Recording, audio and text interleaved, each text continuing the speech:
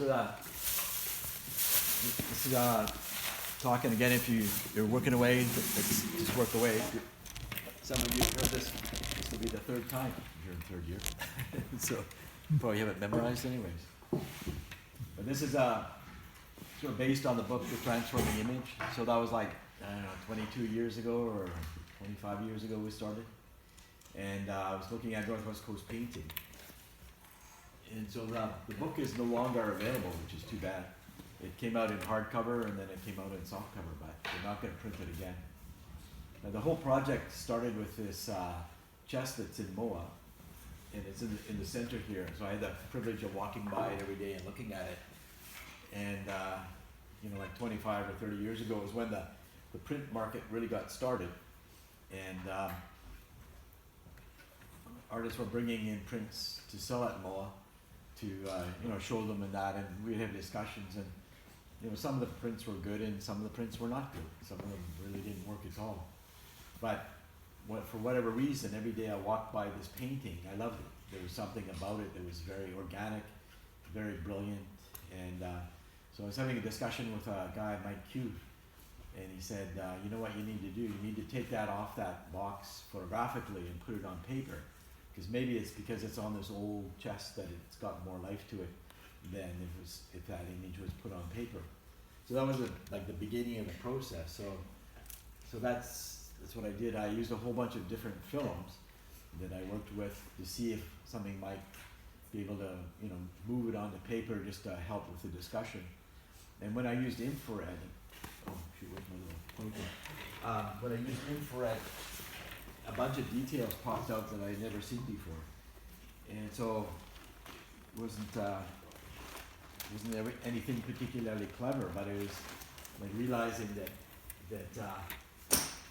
paint that we thought was missing was actually just under the patina, and so we didn't know why, but we could see it, and then we did put it on paper.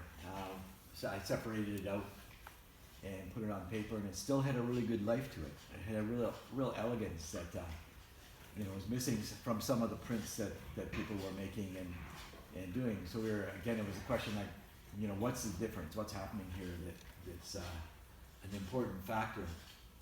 So one thing that was pretty simple to do was take the photograph and then split it in half and print it on transparent film and put it on top of each other. And so right away you could see that nothing was exactly the same. So in the artists at that time, rethinking and rebuilding Northwest Coast, they were using a lot of technical tools. And so very often they would do half of a box or half of a chest and then trace it and flip it over. But it's like a human face. If you draw half of a human face, you can't trace it and flip it over and have a human face. The human face is always a little bit different from one side to the other side. So there was an aspect of organic character that was really important, that was missing from people that were getting too detailed in how they're putting the art together. And then we started to do another thing, was to, we were going to do an exhibit with what we found, and so we started getting paintings made and reconstructed to look at. So this young guy, Ben Housty, sort of had a bit of a rough life, lived in Vancouver, sometimes on the street and sometimes not, but anyways, Lau Wilson, who I was working with at the time, is a Heisler artist. He had told me about Ben, but also Ben was painting for Bill Reed. So at that time, Bill Reed had come down with Parkinson's, and his hands were shaking. He couldn't paint anymore, but he could still draw and sketch in books and that. So he was sketching in books and then getting Ben to come in and do these paintings, paint them on drums, paint them on wood or whatever and that. So I asked Ben if he would work on the project, and he said he would. His name is Ben Housty. At that time, he was sort of separated from his families in Bella Bella. And over time, sort of as a second information, found that his I guess great grandpa was Daniel Housty, who was an amazing painter and artist at the turn of the century, 1900. Ben didn't know that about his own family, but it's about the thing that a lot of art, and it's not really art, but it's maybe the eye-hand coordination or whatever, it runs in a family. It comes through generations and that But anyway, so Ben at that time was really one of the best painters around. He could load up his brush and do a perfect shape all the way across in one stroke. Just one stroke could do the whole line through enough. So anyways, it got him really busy, and he worked a lot on paintings. And so as we sort of plugged along on it, so I was doing a lot of other projects at the time because I'm not a curator, I'm not a faculty member or not, so I had to raise money separately to do these projects. But here's the painting, here's the old box in Moa, and then here's the painting that Ben did of it, and then here's another piece that was in the National Museum and Canadian Museum of History. It's called now. And so when you look at it, you say, well, wait a minute. These are individual people, of course, doing these paintings, and then you see the reconstruction that Ben did of this. And another artist who was No Chanuf happened to be in at that time, Joe David, and he said, oh yeah, geez, he painted this one right after breakfast and this one right after lunch.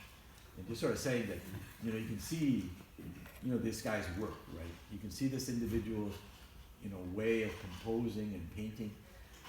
Yes, it's Northwest Coast, it's sort of a generic thing that had to be done on the big chest and that, but individual artists made their own statement in the aesthetics of how something was put together. And so, for going back to the technology of what was happening in that, so this is a storage box in the Museum of Anthropology. It's Heisla.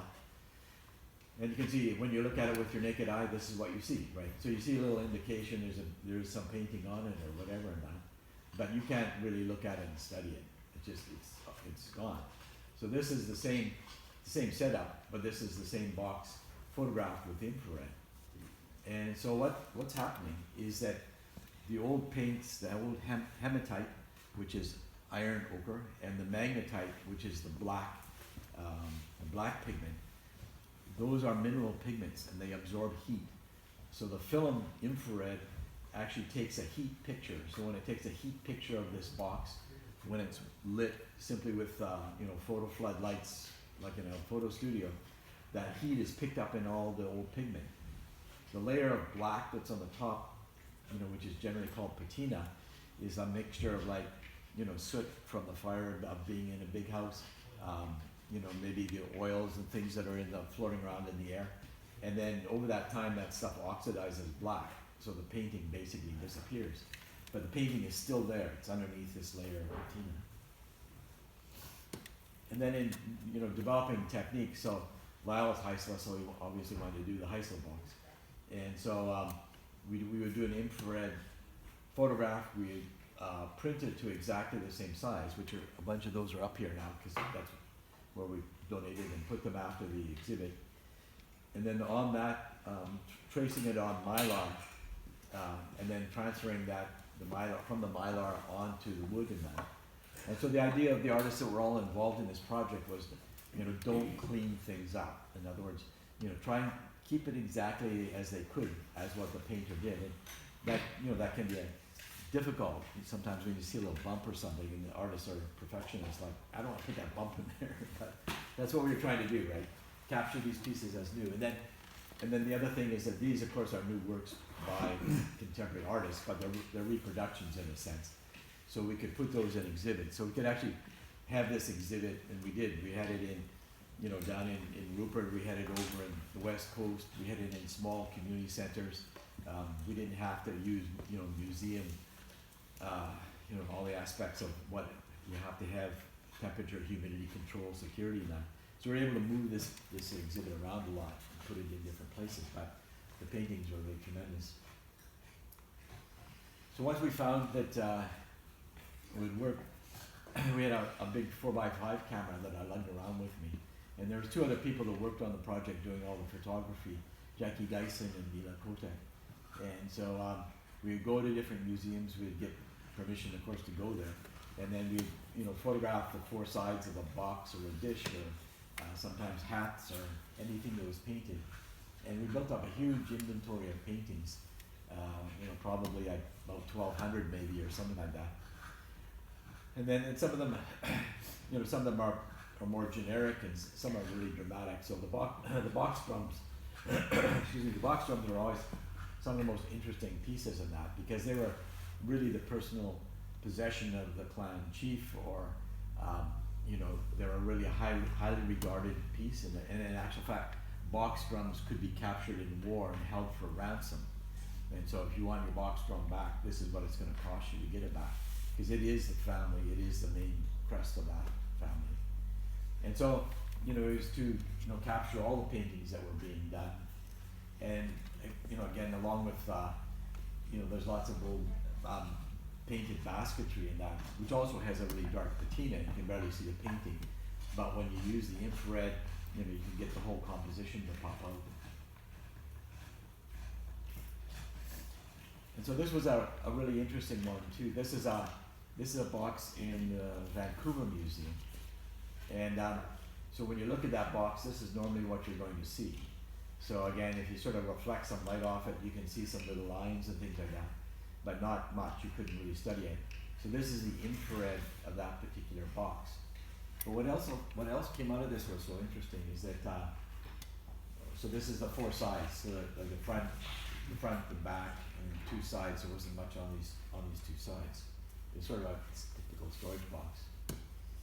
But when we looked at the negative, and these negatives are 4x5, so they're really large, and you actually can't buy that film anymore. That Kodak stopped making all the scientific films. You can't get it anymore. But when you look at this very closely, you can see these other lines in here, and so these other lines are really important. So when the artist is taking magnetite, taking the black, which is a really heavy, hard black stone, it's an iron-based stone, grinding it in a stone bowl, and then he's either he's chewing salmon egg and spitting the protein into it, mixing it, grinding it around. But in doing that, his first mix of paint that he's making is much thicker than the black paint that he mixes to fill it in. So when you take the heat picture, there's more heat absorbed into these lines. And you can actually separate those lines out. So you can see the lines that the artist first put on the box, which is really interesting, because you can see that, you know, this line around the mouth, you know, he's adapting it, he's changing it, making it thicker, and same with this line here. And so, you know, templates are used, which again, remember the word template is an English word, and most of the templates were cedar bark or some sort of bark that was folded and then cut. So they're more like blocking devices. They're devices that you would probably lay on the piece, lay it out, get a sense about how you're going to do the composition, and then you would work with it. It's not like necessarily you put it down and you trace it as you trace a template, which is, you know, sort of the way of thinking about what a template is. But this was great. So what it's showing up here too, for instance, look at all the lines that were put in there.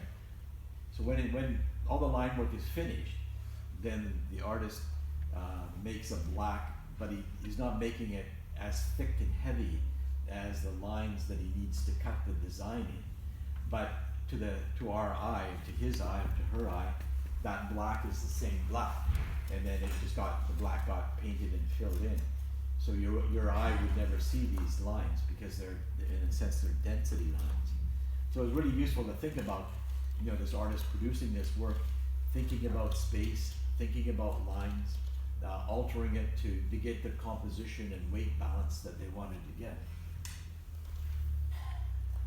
So then we started rebuilding some of these paintings, and then some of these paintings will be in that new thing that I was producing, which, you know, take a while to put together.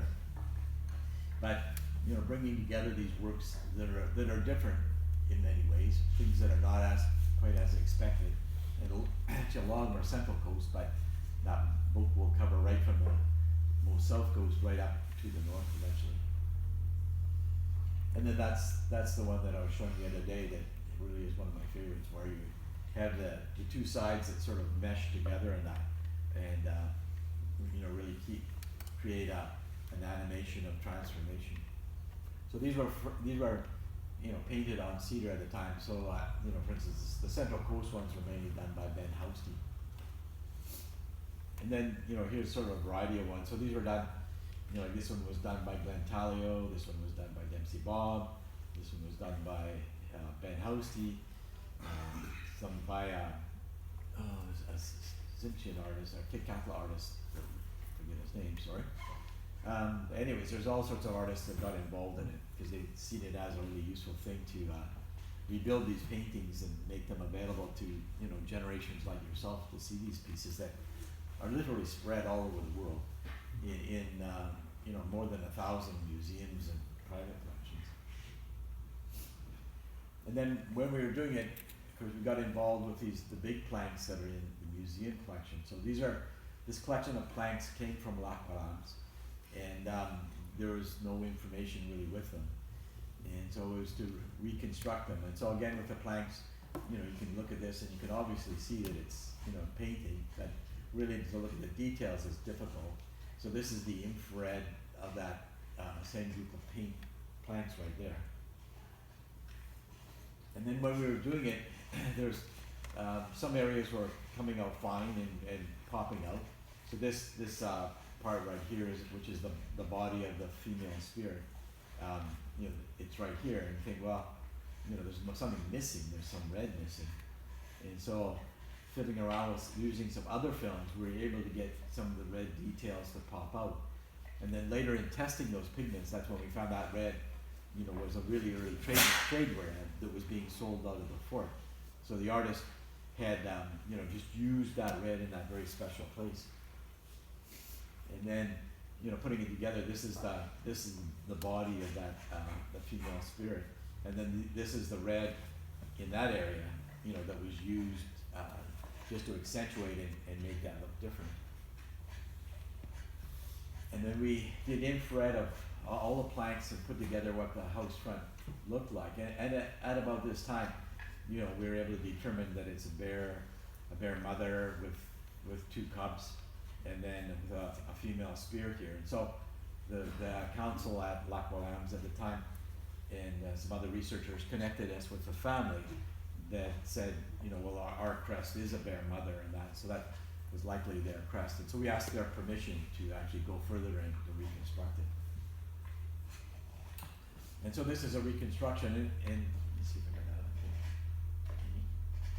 Nope. Anyway, so the body parts that are missing here, there's a big box drum in Chicago that has a wolf crest and looks really like the same painter. So those are the details that we use to fill in some of the missing parts, because those planks are simply missing, they don't exist. But we were able to use the details from the box drum to, you know, put in the paws and the tail and the backside. And so that was the first rendering to show that we could actually reconstruct what that painting looked like. And so we were commissioned by the Canadian Museum of Civilization, at what was called at the time, to reconstruct that painting.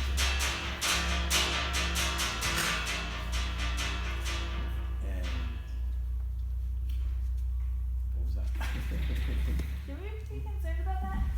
That's the spirit you showed me. No, I know, I was just, that's what I was thinking, like, okay, oh, yes, that's not our screen, that's so-and-so's screen. Anyways, all right. Anyways, so different artists worked on it. So what we did is then we blew photographically those images up to their full size, and then various artists. So this is Glenn Wood working on tracing. You can't really see the photograph underneath, but he's tracing the image from the photograph onto Mylar at the full size. And then we took those Mylars and we cut planks exactly the same size as the old planks, and then they were laid on the floor. And then this is Terry Starr and Harry Martin and a couple other people worked on it as well, reconstructing it. So we used an acrylic paint that mixed with a diatomaceous earth to make it look matte, look like the old paint. Because Glau was saying, "Oh, we'll just get tons of salmonates and lots of people chewing it and do it old like that." No one's going to do that. But anyway, so the flag came along. It was a really interesting big project. I mean, there hadn't been one of these, painted in well over 100 years, maybe 150 years. So it came together, and then it was shipped back to Ottawa. So the Simchan crew, although it was a mixed crew, it was Simchan, Niska, Gitsan actually, had built the house, and then we were putting the screen in place and fitting it together. And then you can see the female spirit there. I think that, there's a closer picture of that. And so that artist had used the bright red in the nose and the mouth, and then in the body as well. And then it's really a spectacular painting. And again, I say it's really unfortunate that it's back there and not here somewhere in BC or up in McLennan, but all the work that was done on the Mylars is still there. So at some time, maybe the family, I don't know, has it recommissioned. Because in the notes in history, these old paintings were the original way that all the family's history and crest was portrayed on the front of the house. And then, and there's lots of discussions and that, but basically what happens, so there's a big feast, there's a potlatch, this is put in the front of the house, and then whatever you think about it, inappropriate or not appropriate, this is basically the birth canal of their mother. So when this is in front of the house and you step through that door, you're stepping into the time before.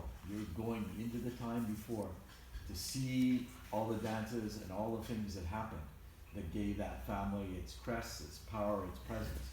So you're stepping into another time, another dimension as you step through that bear mother. And you'll find that on a lot of the screens, that opening, but also you find them cutting into squares because the missionaries really didn't think that was an appropriate concept.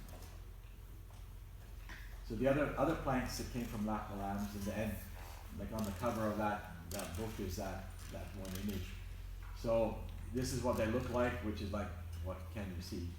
When we did infrared, you can see some pigment being picked up, but hardly any is left there. And then when we were playing with the lights is when we found this raking light, this light lit right from the very edge, and then using high contrast film that the whole image you could reconstruct. So what happened here is that old paint is heavy and it's thick, and it was on the wood, and then when this was being shown, the sand and salt being blown off the beachfront cut away the negative areas, and the paint protected it. And so in some areas the paint's gone, right? It was sandblasted right off, but it still left this indentation of where it was not painted. And then using a microscope, you can go over the surface and you can pick up bits of red and bits of black and come up with really what it looked like in precision. And it's an unbelievable painting. I mean, this extrapolating the ideas and like the work that Lyle did, for instance, extrapolating, the size of the screen was probably like 50 feet wide, and the guy is doing, or guy or woman or both, are painting lines that are about 1/8 of an inch thick on a painted composition that huge. So it's totally amazing. Unfortunately, it's the only one that exists of that time frame. So the other thing you can see here, you can see the knifing. And so as I was saying, these are hand split planks, and so you can see the movement of the wood still from it being split out of a big cedar tree. And then they've knifed it. So they've taken a long scooping stroke and taken off a layer. Some other areas are sort of ground down where there was like a knot in that. So they were probably using sandstone and grinding the wood down, and then maybe using shark hide. Shark hide was the sandpaper, and then taking it and smoothing it so you could paint on the surface. So Lyle, who's a bit obsessive, I don't know if you had a chance to meet him, but he's a phenomenal artist, but very obsessive. So he took every little fragment that we found and then traced it out to see if he could think about how that might go together and what were the parts that were missing. And so first off, he traced it on Mylar, and then he traced out, and then in red pencil and black pencil, drew out every plank that we actually had, and then thought about how those things all might go together. And so he came up with this idea of a painting. Now that different artists always popped in and see what he was up to in that, Ron Hamilton made a good comment. So Ron is Nultanut, but a really good artist and philosopher. But he was saying that, you know, every artist sort of of Lyle's stature would find those things and might put it together in a very different way. So this is sort of Lyle's interpretation of all those details and how they would have meshed together. But what it does capture is the complexity of the painting, you know, because those planks exist, and it's extraordinary detail with this bottom thing. And then there's other things in here, like this line here, you can't see it too well, but in the book you'll be able to see it, in that they're like lines coming down, like I was saying, like the mouth of a baleen whale, with all the baleen coming down. So there's details in here that don't exist in any other painting or box drawing or chest or anything. And you know, it really is a time of, you know, reflecting to the period, you know, way before Europeans came around. So this is Comcours. Is that me? Comcours? Yeah. At the mouth of the Bellacoola River, and an amazing site. And this is, fortunately, a really early photograph, you know, showing the architecture and showing the buildings there. And it's a glass plate negative, which is amazing that it survived. It's in the provincial archives. So we were able to get that and do some enlargements from it. And so this particular house we reconstructed.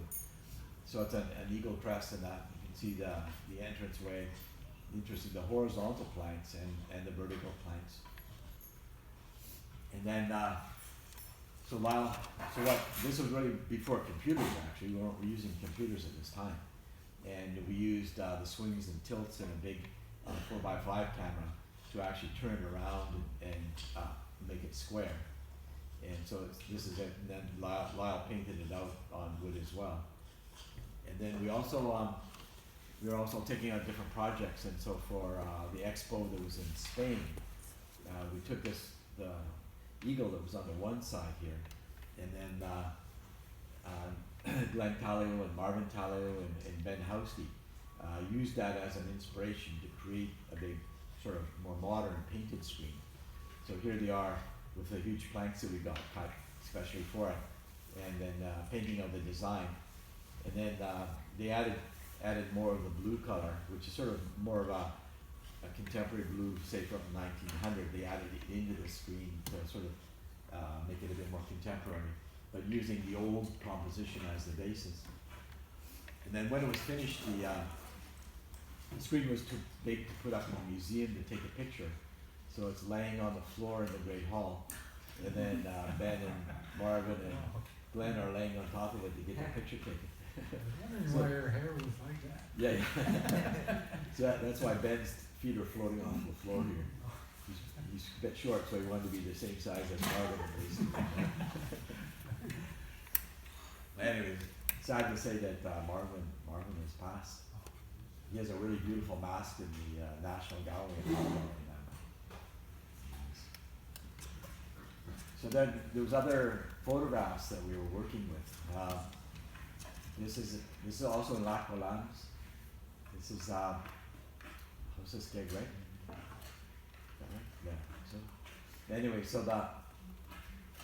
there's two photographs, this one and this one, that exist of that painted screen. And so we asked Henry Kelly of that time period, not the Henry Kelly that was here, who was I guess the nephew of Henry Kelly. That Henry Kelly. Henry Kelly was Niswibas, but he had never potlatched the name Skagit, so he couldn't use that name, but he was the only person representing his house. And he gave us permission to work with the two photographs to reconstruct what that painting looked like. And so this painting is photographed around 1900, and people from the community said, oh, well, it was sold to a museum or a museum's got it. It's simply not true. You know, when any museum in the world had this as one of their collection pieces, you know, we would know about it. You can't, you know, so it doesn't exist. But it's a huge gebilk. It's this great sort of feathered creature, and this is its beak, and its beak is coming way out here, and it's actually got an A-frame underneath to hold up that beak. And you can see the hook down its nose. So these are the supernatural creatures. These are the creatures from the time before, when that family was migrating and moving as the ice melted off of British Columbia and the land came out and these people migrated from the north and the south in different areas. They encountered these supernatural creatures that became their crests and became their representation of their family. And then there's other pieces. So this is a a really good old clear photograph, and we were able to reconstruct the painting. That painting still exists with the Tlingit family, although I think it's a Xinjiang painting. And but it's been overpainted so many times with enamels, you can't really appreciate the composition. So it exists, but it exists sort of layer under layer under layer. But what's interesting here too, so you look at this composition, and we're going to do a sort of a section on orcas, on killer whales. And you can see it has sort of, the way it's painted, it has quite a blunt nose. But you can also see that it has a seal in its gut.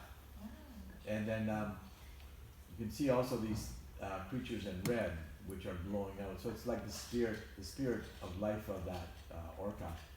And then other spirit creatures which are painted in red, sort of running with the body. And then there's a baby orca here with its fin turned down.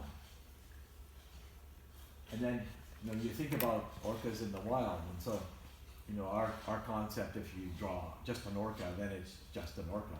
But you think about them, so they only exist with their breath coming out. They don't exist alive in any other form.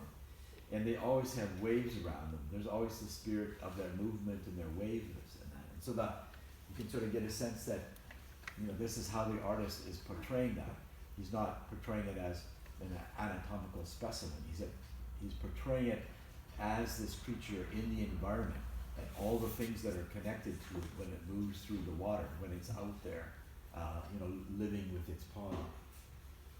And so that another great one is this screen again from Lac aux Lames. So here's a case where the door has been cut square, so the birth canal of this female, whose family head has been chopped into a square door, which would be more appropriate for the Christians. But anyways, here too you have the wave on the bow nose. You have the air, the breath being blown out of the blowhole.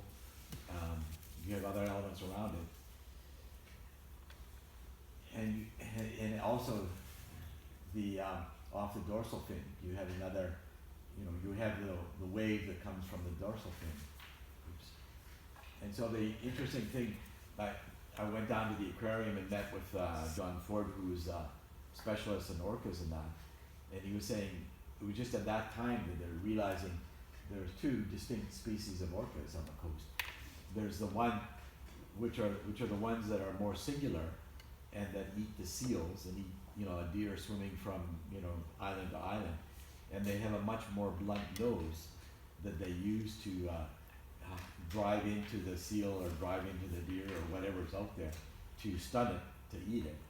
And then there's the orcas that eat the fish, which are much more the schooling type and have a different actual structure in their nose and how they swim in and round up salmon to eat for the group. So stepping back and thinking about things too, so that on some of the really oldest boxes that I was able to photograph, and most of those are actually engraved as well. They're engraved, or not, and more than engraved, they're carved back, right? They're carved back and then painted. And so we really never reconstructed any of those in transforming image. But the interesting thing is when you look at this side creature here and blow it up, you can see it's really almost the skull of a bird and the skull of a bear. And they really have a skeletal feature. And then you look at that same space in later boxes that were just painted, that were in a generation or a couple of generations closer, and maybe at the time when the Europeans were on the coast. And that design element becomes this here. So it's my little spiel about fillers. I've talked to artists in the past we've done a big, print or something, and I say, oh, what's that? Oh, those are just fillers, those are just fillers, those are just fillers. On these old pieces, there's no just fillers. Everything is something. Obviously, later, as this art form is changing and evolving, some of these things become so stylized, you wouldn't necessarily recognize that, as, say, the skull bird here. But in a painting form, an abstraction, in the process of putting it together, these things become simplified. But at that time of, community and knowledgeable people, when you're looking at that, you're looking at this. They are one and the same. And it's like, shorthand writing that, as you learn that technique, you read this thing, but you also put the whole thing together at the same time. So on these pieces, there's elements in that, and lots of things. So, filler is not a bad word, because quite frankly, we don't know, as people in this time frame, what all these elements were. But what I'm saying is that they all were something at one time. They were put in there for meaning and for knowledge transfer. And then they did become simplified, there's no question about that. So the other interesting thing was to, once you do 1,000 of these things, you start looking at them, and more you see, like, whoa, I've seen this guy somewhere else. So, but here's an interesting example. These are storage boxes, not too huge, but really nicely made, nicely produced in that. And they, there's like one collected in Massa, one collected in Port Essington, a couple that have no identification whatsoever. One that's up with Kiski up in, the family there.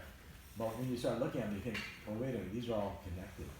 This is either the same artist or the same artist in his studio or people working with him.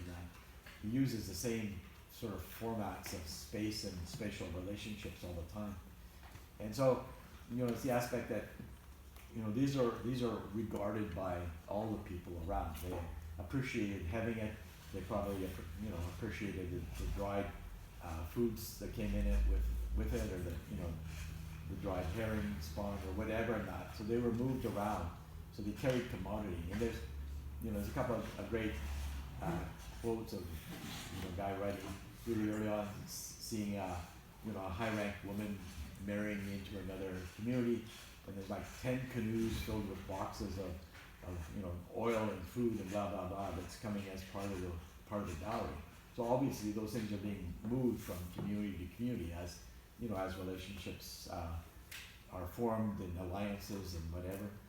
But also the fact that these things could live in a big house for generations. So a big house, you got protection from the elements. You got your roof. You've got probably temperature and humidity that's pretty close to the outside. You've got your fire going and things like that for warmth and that. But these things could live on. The red cedar, the yellow cedar, that material could go on for 300 years and that. So, or more probably. And so when you see these things, they cover a great time frame, but also they've been moved around the coast as well and appreciated by different communities. So it's hard to pinpoint, like, where did that come from? So anyway, so this is an example that there's some aspects of this that are very Simpson and some aspects that are very Hyslop. And so, of course, Lyle claimed that Hyslop, like Simpsons, can test that at some point.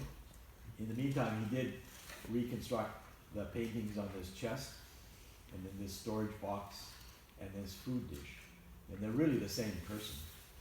And what he was arguing, there's some really interesting little characters, actually, that are painted in here, like painted here, and painted here, and then other details that relate to each other and that. And some of those are the same details that are on those figures that are at Moab that came from an old Heisler village that was near Lake Elsa, actually. It was in the Kitimat side of it.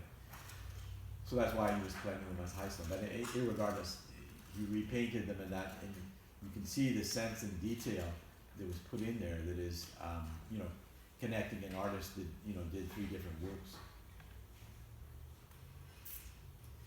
And then another fun thing that happened was that, so quite often, you know, we focus on the old boxes that are a bit obscure and hard to see, but we'd always take the opportunity, once we got our foot in the door of the museum or private collector, to photograph everything else that was there. So there's these boxes that were showing up, and some had patina, and you could tell they had been used in a big house. They had used, other ones are like brand spanking new with no patina in that. But once you did the infrared and put it together, you know, you realize, whoa, this is the same person, and in a very distinctive painter in that. So working with this, and then one of the curators at the museum, Pam Brown is, her family's from Clem2 and Bella Bella. And so she got really interested to work on this particular person, because there was real connections to Bella Bella.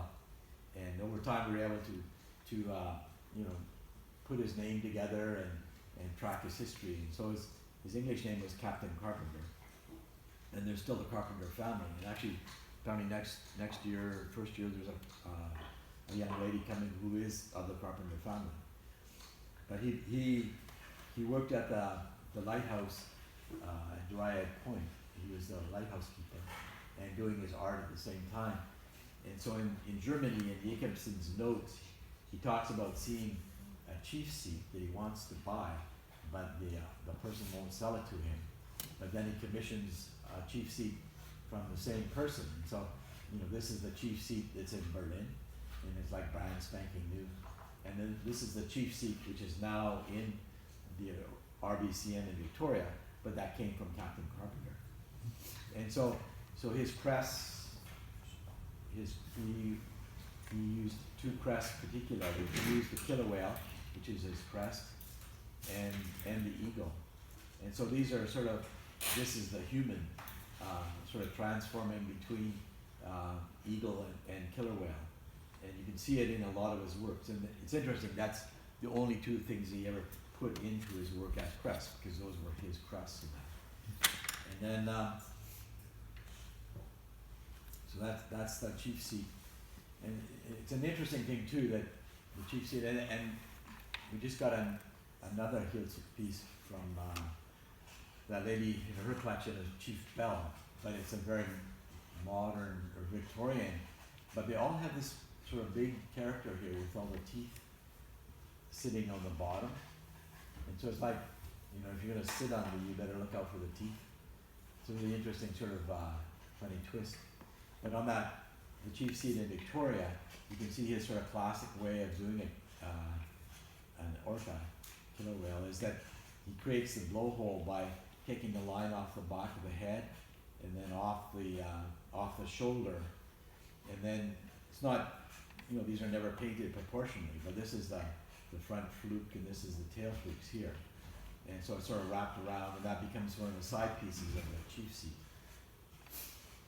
And then, so it's, I don't know, it would have been fun to have Reg still here, but anyways, a lot of his work, and it's just typical of museums, it was like, oh, look at that painting, that must be Haga. It's like, yeah, okay. But it's not. This is Captain Carpenter, who is Hiltz. And so this canoe is in Ottawa, and when we were working, building those houses, I looked at it and started recognizing the same details of painting in that. And it was cataloged as a Haida wedding canoe. And so I went back through its history. I was able to go in the actual old records and read through it and that. And so sometime around 1960, someone had labeled it Haida wedding canoe. There was no reference of why they had put that down. You know, it was a well-meaning student who had been hired to catalog this collection that had no background at all in Northwest Coast history. But because it was such a nice painting, and why else would they paint a canoe? Because it was a wedding canoe. So that information becomes the catalog record for this piece, and it's total nonsense. Because if you go back into the really old records, you find that this is one of the first pieces commissioned by the Canadian government for what was called the Fisheries Exhibit, which was, you know, featuring the Indians of British Columbia and their art. And they commissioned this canoe. So this canoe actually never was put in the water. When it was cleaned, and I hope I got a picture of it clean, it's in perfect, pristine condition. and most of all the paints are enamels that were painted, and it's the work of Captain Carpenter. And in, oh here it is, okay, so this is what when we were working there, this is what it looked like. And once I did the research and said, you know, this is a work of art that was commissioned as a work of art. All the dirt and crud in there is simply there because it's been on display since 1895 and never cleaned. So finally the conservators agreed with me and they cleaned it. And so when you look inside, that's what it looks like. And so, you know, the blues, this is like white enamel that was painted on the inside of the hull, and then it was painted in the red and black. And it's in perfect condition, right? If that was a canoe, all this would have been worn off by, you know, people stepping in sand and stepping in it. So it's probably the first artwork that the Canadian government ever commissioned from First Nations people. And it's a beautiful piece. And then when we were working on it, this is a canoe that's in Germany. And it's a different composition, but exactly the same painting style in that. And that was collected by Jacobsen from Bala from Captain Carpenter. So he commissioned that canoe for Germany. Now, at the end of the Second World War, the Russians looted this museum and took a lot of this stuff over to East Berlin. And they really broke up this canoe, so it's in very bad shape. So this is a picture taken of that canoe before the Second World War, before it was taken over and damaged. So Berlin's talking about restoring it. Really should restore it with the Carpenter family. They haven't got around to doing that just yet. But the adzing and everything is identical. And then, okay, so there's another thing that is important, is that on all the thwarts, Carpenter carved all these little figures. And I don't know, I may not have it here, but there's a huge canoe in New York that's considered the biggest Northwest Coast canoe. And the original label on it said, Haida canoe made by the Bella Bella Indians. So that's a good way to start confusing things. And when you look at it, and so I'm in a continuous fight with Goudreau about that. I say it's Hilsuk and I say it's Captain Carpenter's work. And when I was back there with Lyle when we were giving some talks, they gave us a ladder. You need a ladder to get up high enough to photograph inside. And all the thwarts and all the work that's inside that canoe is all carved in Hilsuk style, but not only Hilsuk style, it's Captain Carpenter's style. And anyways, Goudreau's idea is that, okay, we carved the hull and we shipped it over to Bella Bella, and then they did all the installs. It's like, you know, this thing is like, the beam on this thing is 16 feet wide. That's how big that canoe is. And it's a huge inland canoe. And then also, from the Carpenter family, and talking to them in the past, so unfortunately those people have passed away, they said Captain Carpenter carved it as part of the dowry for his sister, who married the Tsimshian chief. And so the Tsimshian laid claim on that canoe as well, because it was actually up in Port Essington, probably at Lac-Rolans. And then that's where it was purchased by this guy who was buying for the American Museum of Natural History. And then the painting on the outside actually doesn't look like Captain Carpenter's paintings. It looks more like Edenshaw, but Edenshaw was living in Port Essington at the time, so he may have been commissioned to paint the outside and spruce it up a little bit. And then the story still is that it was Haidas that actually paddled it down to Victoria and then Seattle, which is where it was transferred over by train to New York. So there's lots of stories, lots of histories, and lots of interest in that particular piece, but it still remains Captain Carpenter's work to me. So that canoe is 16 feet wide? Beam is 16 feet wide. Yeah. So those paddles were like 32 feet long then? No, not this one. This isn't, I probably have pictures of that canoe somewhere in, but it's not in this presentation. Oh, okay. Yeah, we mentioned in the Transforming Image book of our research on Captain Carpenter at the time, and then more and more after that I did more research because it was fun to get in arguments with Goudreau about it. So, anyways, yeah. So this is probably like 20-foot canoe. This is just a small, canoe this is the one that was commissioned by Jacobsen to go to Germany, and that's where it is now. Except it's all broken up because the Russians took it in the Second World War after it. So this is a big yellow cedar box in Montreal in the McLennan Museum. And again, you can see Captain Carpenter's typical way of how he makes the blowhole, and then the body and the flute. The dorsal fin bisects the body in actual fact in this design, lifts and comes back, the body and then the tail flukes. And so there's all the little characteristics of his work that's put in there. And then there's other pieces in, he used quite a bit of the trade pigment, particularly red vermilion. And this is sort of a more typical storage box. This is his painting in the side, which also makes you think about, yeah, the artist could produce work, but he was also a chief at the same time. But you know, this is sort of a shorthand for a killer whale, or shorthand for orca, or shorthand for one of his crests, which he put on the side there. So later in life, he lived, you know, a fairly good age, but he started producing work. So this is in the Royal Ontario Museum, part of the large collection. I think anyways, he was a missionary doctor in Balabala, and he bought things from people, and then he put all that collection into the ROM. But again, you can see the side exactly how Captain Carpenter did his eagle and details. And then this is a dish that's in the American Museum, the National Museum of American Indian. And in here he's sort of created a monogram, sort of almost his signature design that he painted inside the dish. And this dish, I don't have another picture of it, but on one end is eagle and one end is the orca killer whale. And the two of them sort of mesh on the side. So it's carved, it's a beautiful dish, but this is a really important thing. It's sort of the first time I've seen a sort of a more modern identification put into an artwork, which is like this monogram that was painted inside this dish. And the old dishes never had anything like that. You have to, like, whenever we were having things at the museum where people would bring out old pieces and that, they would say, oh, why didn't they just sign them in that? And say, well, that's not how it worked. In the past, the artists were recognized people, sometimes they were high-ranked people, but whatever you were doing it for somebody else, and it was their name that was always associated with the piece, not your name as the artist. So it's not your business to sign the piece, because whatever you were being commissioned were somebody else's crest, somebody else's identity.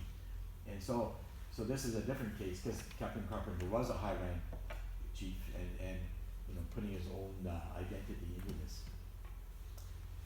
So this is another piece. This was in, I tracked it down in Vancouver, but I think that family put it down into the States and that.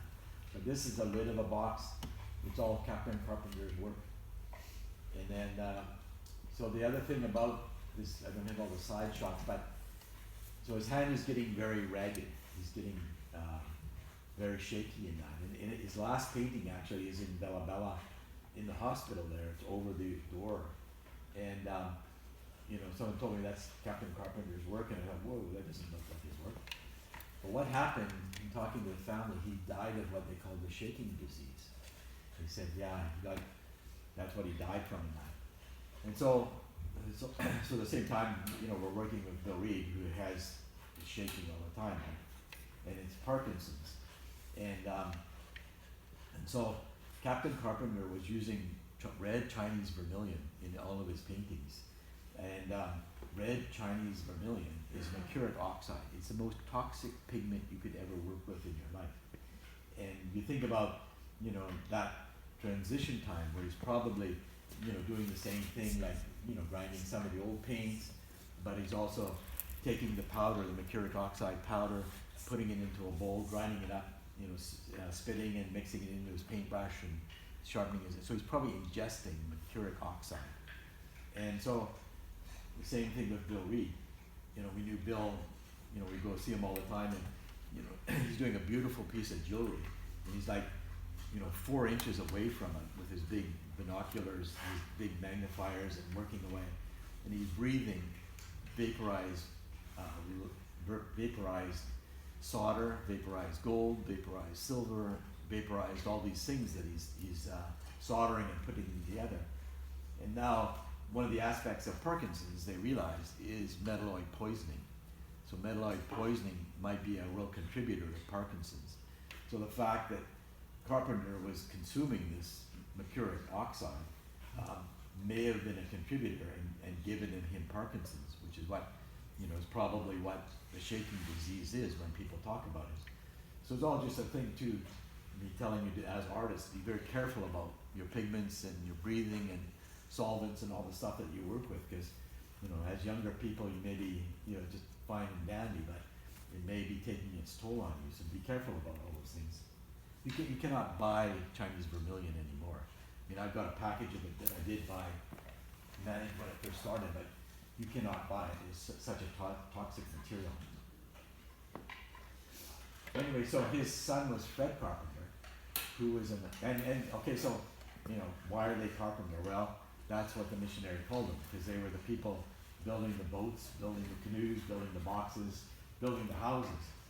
The Carpenter family has a whole series of diaries that Fred Carpenter kept about him and his dad and sketching out houses they built in Bella Bella. And then this is the schooner, a beautiful, beautiful schooner that they built. It was called Rainbow. And so one of the names of Captain Carpenter was Naselk, which is rainbow. So that was one of his names. So also, he had a funny name, maybe inappropriate or whatever, but he looked after the Dryad lighthouse. And in those days, there wasn't like a, electronic whistle, or there wasn't anything like that. It was like this huge big leather tube that you would blow through when it got foggy and make this huge sound that, boats coming into Bella Bella, the sailing ships and that would know that, there's a rock area and stay away from it. So the other name he had was Hu Hu Wah. So it's a person that makes farting sounds. So that was his joke name. So I was wondering that, this high rank guy could have a joke name as well. But he looked after the lighthouse Anyway, so yeah, get back onto this. So this is a box. It's in. This is a box. It's in where? It's in Montreal. It's part of their collection. And then painted on the side in red lead is a schooner, and the front and back is really in Captain Carpenter's. But remember, I was showing you that painting that's in that book that has these lines coming down, and it's the same sort of line.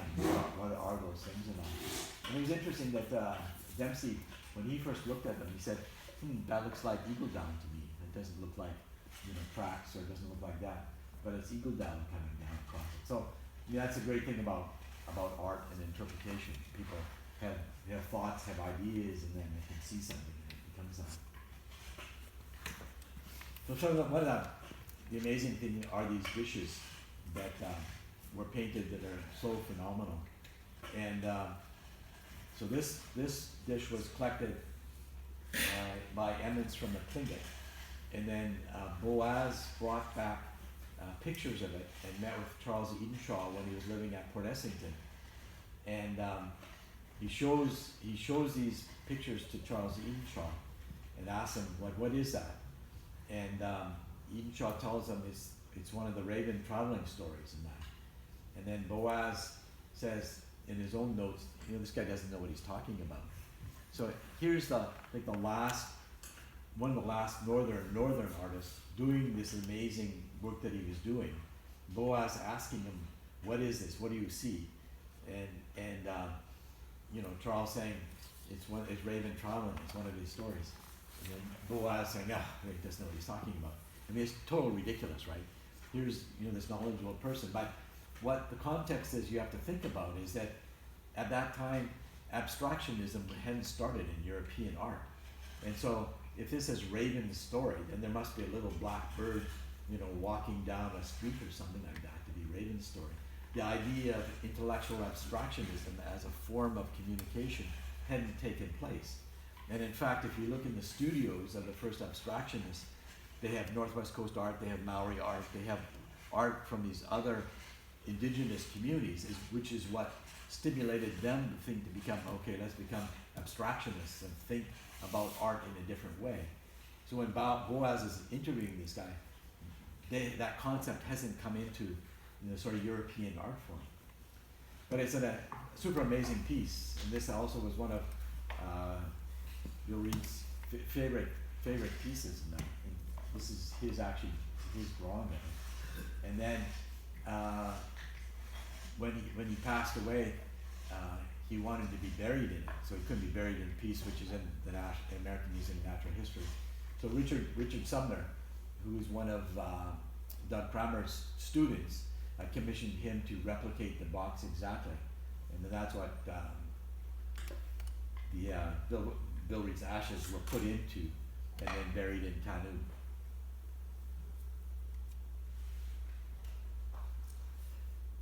And so there's sort of a picture of Captain Carpenter, maybe Captain Carpenter, in the Transforming Image book, but we're starting to look at a new generation of artists, and so this is Doug Kramer. So Doug was pretty instrumental in some of his so-called modern works. I think are absolutely brilliant. So this is the story of the human taking off the frog skin. So they're Kwak Waki Wak stories and that. And then this is orca. These are killer whales. So some of these works in my mind are still some of the finest pieces.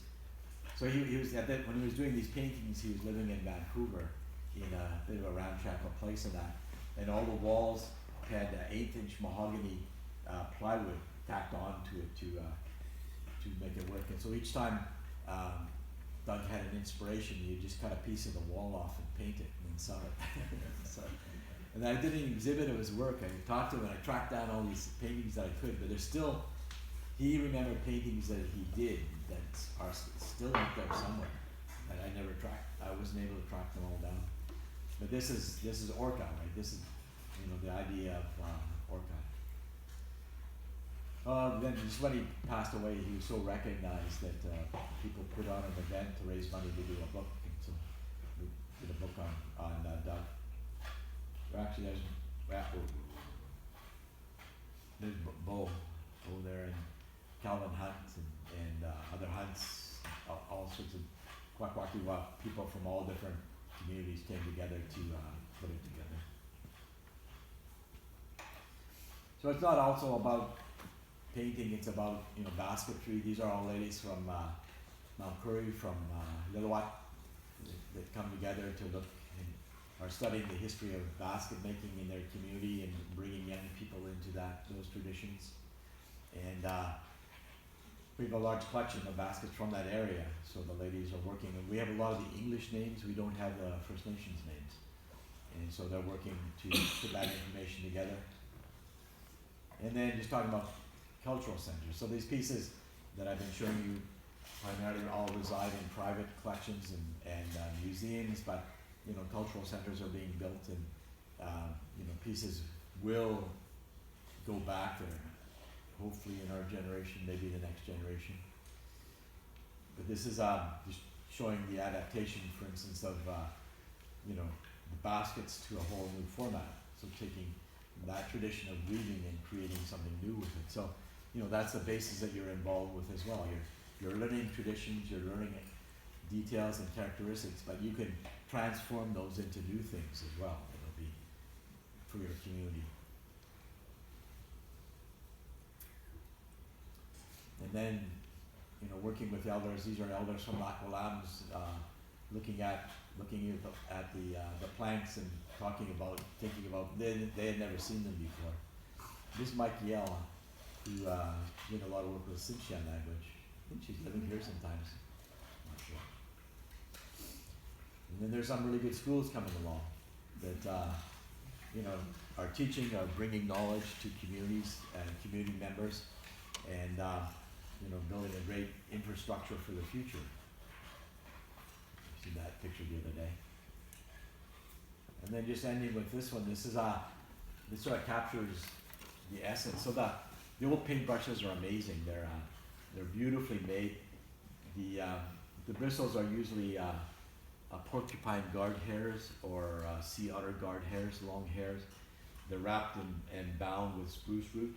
But this one has this guy, climbing up the staff of the paintbrush to the bird that's here, it's sort of a metaphor for the elusiveness of what artists are attempting to do. Like, he's never going to get up to the top and capture that bird, but he's still going to make an effort.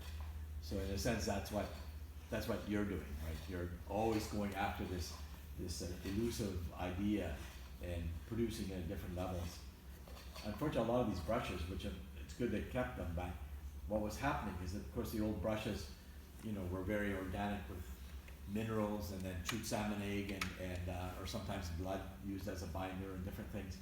But as soon as these other pigments came in, which were solvent based, they really didn't know how to clean them, and so a lot of these brushes got really mucked up and clogged. But the family still kept them as important pieces of history. That's it. So that's transforming in short edition.